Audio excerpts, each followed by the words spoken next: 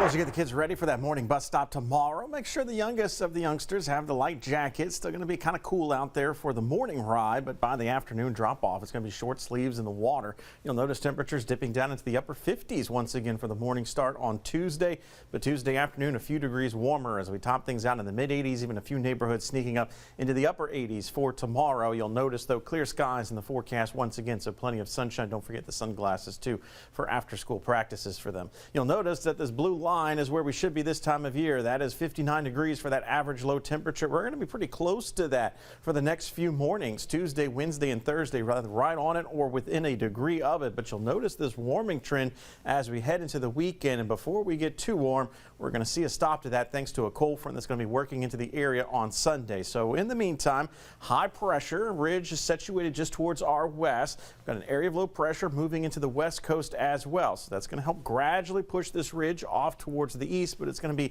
very slow to do so. So that means we're going to be under the influence of the ridge, sinking air, meaning limited cloud cover, warmer temperatures, but also less humid air. You'll notice that once we start to see this area of low pressure and dip in the jet stream continue to win over and push this ridge down towards the south, it's going to start to take place over the weekend. So the timing, yeah, that means that's when we're going to start to see some rain in our forecast. And you can see how that area of low pressure continues to advance off towards the east. So it should be quick enough through that it's only going to be confined to the weekend that we're going to be seeing those showers and storms. So let's give you a first alert to what we're tracking next. Here is a snapshot of that front beginning to make its way in over the weekend. You can see the wind streams behind it, how they're going to be coming out of the north. So we're going to see that change over in temperature with this next front as well. But you can see widespread rain being indicated here by our long-range model, the European model. So it's going to be a slow-moving front pushing through the entirety of the weekend. So it starts to approach on Saturday, doesn't conclude to push through until Sunday. So the threats,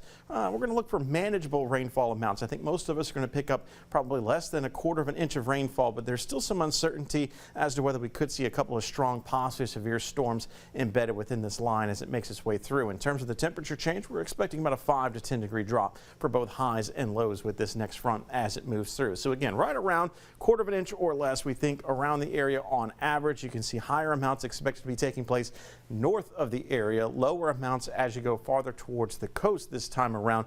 This is the projection over the next 7 days, but Saturday and Sunday is it over the next 7 days in terms of our chances of rain in the forecast. Tropics.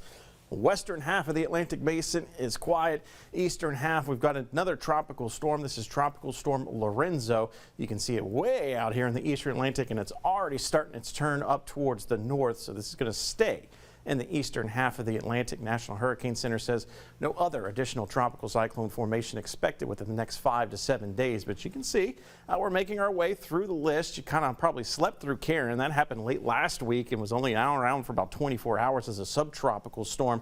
And then Jerry fizzling out over the last day, a day and a half. So Lorenzo is it right now on the board, but Melissa would be next if we see another named storm this hurricane season. So we're going to stay dry all the way through the conclusion of the work and school week. We're going to step our way a little bit warmer each day. Daytime highs closing in on 90 degrees, but I don't think we're going to reach that point. We'll stay at 88 for a high Wednesday, Thursday, and Friday.